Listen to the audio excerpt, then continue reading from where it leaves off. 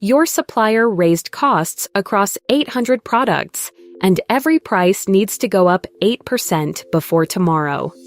In Shopify's admin, the bulk editor only touches the page you're on. No percentage, no rounding, no undo. You're retyping cells one by one. There's a different way. BulkEditly edits prices across your whole catalog at once.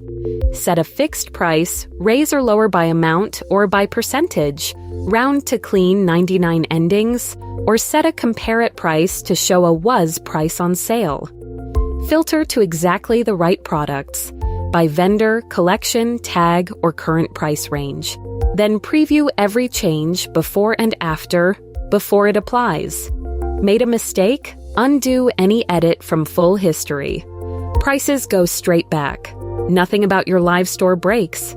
Try the price editor yourself. BulkEditly is on the Shopify App Store. Link in the description.